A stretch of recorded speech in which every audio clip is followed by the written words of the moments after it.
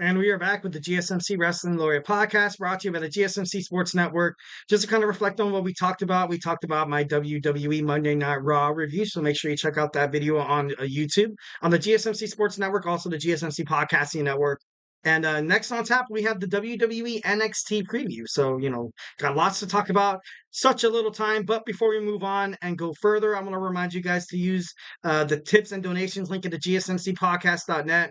Shoot me your questions, comments, and concerns. Tell me what you like. Tell me what you don't like. Tell me your projected storylines with the White Six. Tell me your predictions about the WWE Women's Division. Tell me how you feel about Ricochet potentially going to AEW. Everything's open. Absolutely. Any kind of chat, any question, anything you want to say, any statement, give me a shout out where you're listening to tonight. We get a number of questions from viewers like you that come in a lot during the show. So to make sure your question gets read on air in front of millions of people, I ask you guys to use the GSMCpodcast.net, the link right there, and the tips and donations link. Once again, it really does help the show, guys. Remember to Superman punch that like and subscribe, and make sure you follow the GSMC Wrestling Laureate podcast and the GSMC Sports Network.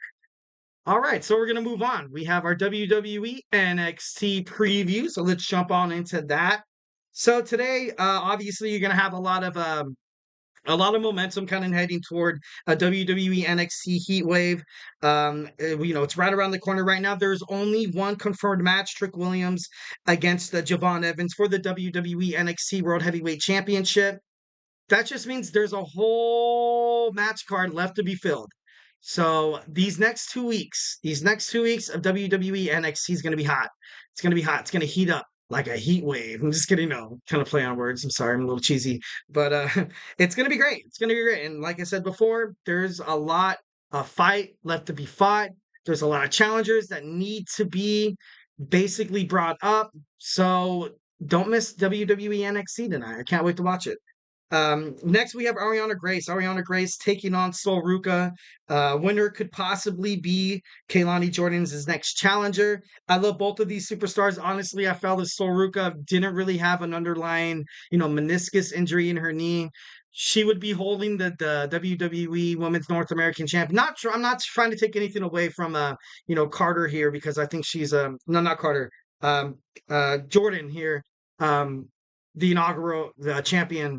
But I don't know. I just feel like Sol Ruca, I don't want to say she's a little more electric than Kaylani Jordan. Kaylani Jordan's kind of like that adorable, kind of champion. Kind of reminds me of kind of like a Bailey, you know what I mean? And Sol Ruca, I feel like is, kind of being groomed in terms of WWE to potentially maybe being someone dominant, kind of like Alexa Bliss was during her time. Kind of like, I don't want to say Becky Lynch or Charlotte Flair, because, by all means, it's no one's really kind of at that level yet. But I believe in Sol Ruca. I think that she's, if it wasn't for her injury, before, then she came back and now she's kind of flirting with injuries again. Kind of sucks, but I like Ariana Grace as well. I feel like she has a lot to offer WWE. She's kind of like that, I don't want to say like a Chelsea Green or like Alicia Fox kind of character where she goes around the locker room prancing like she's, this, woman's woman, that she knows what's best. She's the prom queen, or she's Miss America, or something like that. I don't really get the appeal too much, but obviously I like seeing her in the locker room and stuff like that. She's very entertaining, mostly because she can piss off the other superstars and stuff like that. So we don't know who's going to be the next challenger. Obviously, you also have Jada Parker. Jada Parker, who is so hungry to fight Kaylani Jordan for the championship match.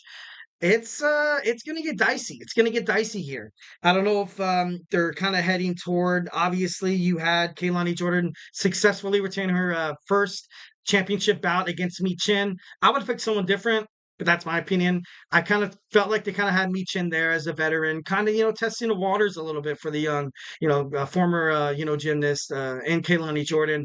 So, definitely think there's a lot of positive things coming from both of these superstars. So Ruka, also Jada Parker, and it's all going to boil up. It's going to boil up to boils over, and it's going to wind up someone fighting Kaylani Jordan for that WWE Women's North American Championship.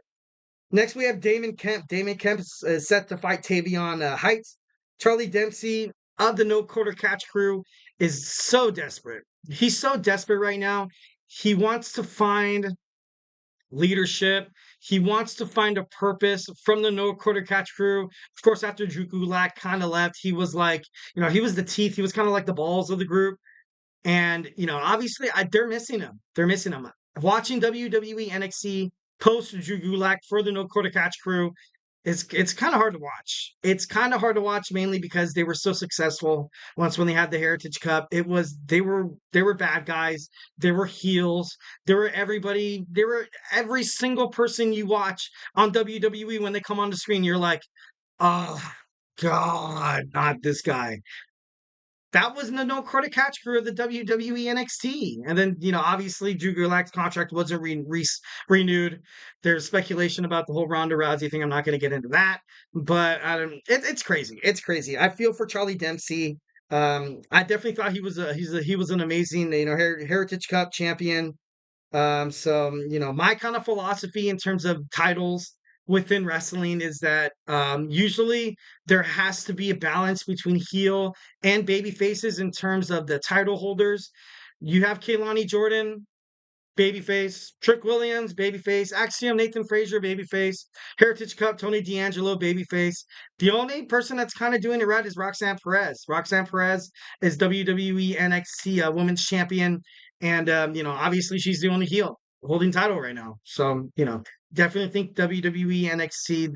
I feel like, I don't hate seeing the Dawn holding the Heritage Cup and the family, but I don't know. I just maybe they're going to be the next ones to win this tag team turmoil match. Who knows? Who knows? All right. So next we have Joe Kofi against Wesley. Wesley last week was granted the last chance against Obafemi's WWE NXT North American Championship. If he loses, he can never, and I mean never, challenge Obafemi for the WWE NXT North American Championship. It's good. They stirred the pot a little bit. When I saw Wesley kind of come out, I was a little annoyed, to be honest. Like, I know after, everything he kind of endured to make it back to professional wrestling. And I feel you. I love that. I love that dog. He has that dog in him. But and I watched his match. I did watch his match at Battleground, and mostly he was entertaining. He's not afraid to kind of put his body on the line to kind of sell a lot of these, moves that these other superstars are performing, on him. So I definitely credit him that he's a professional, he's an entertainer, and he's one hell of a WWE NXT North American champion. Obviously, he's the longest reigning. You kind of have Obafemi out there, essentially fighting for his chance to kind of beat Wesley during Heat Wave, but also kind of putting it to bed that he's going to be the one to hold the record for the longest reigning WWE NXT North American champion. Next, we have a tag team turmoil match. A tag team turmoil match. I have no idea who's going to win. I could give predictions, but lately I've been wrong. So, who's going to get a shot? Who's going to get a shot at the WWE NXT Tag Team Champions, Axiom and Nathan Fraser, at WWE NXT Heat Wave? I don't want to make projections. I like the OC. I know Angel Garza and Humberto Carrillo is also fighting. I know that who are those two dudes? The two dudes who came back. I can't think of it right now. I don't know if Chase U is going to be competing. I don't. I think the Good Brothers. I think I mentioned that before. The Good Brothers. Honestly, I'm stoked. I can't wait to find out how this match ends. I can't wait to find out who challenges who. I can't wait to find out, if Nathan Fraser and Axiom could, basically overcome what, I don't want to say Nathan Fraser's kind of flirting with a singles competition run, challenging for the NXT North American Heritage Heritage Cup Championship. But did you see a wedge? You just see something between Axiom and Nathan Fraser right now. So I'm going to go ahead and say on this show, and I don't even know if I can say that because I've been wrong. I thought the OC was going to beat Axiom and Fraser because I'm kind of waiting for someone to beat these guys because, once again, two singles superstars come together to form a tag team. Not that they're not that damn good or not that damn entertaining. It's just that tag team division, bro. I don't know if Gallus is a pretty good bet. They could possibly be the winner. But I'm gonna go ahead and kind of speculate that whoever wins this tag team turmoil match will take advantage of the fact that Axiom and Nathan Fraser aren't on the same page. So I think the winner of this tag team turmoil match will be the WWE NXT Tag Team Champions come Heat Wave.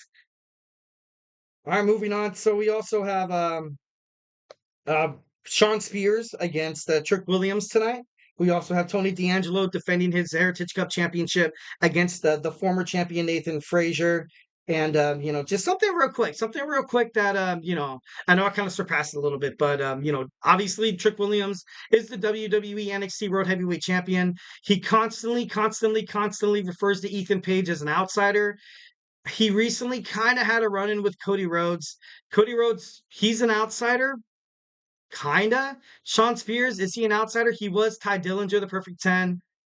And you have these former WWE, Lexis King, you have these former AEW stars that jump to WWE. And it seems like Trick Williams kind of has them add on for them. For that, I kind of don't like that about Whoop That Trick. But Cody Rhodes, he was also an outsider.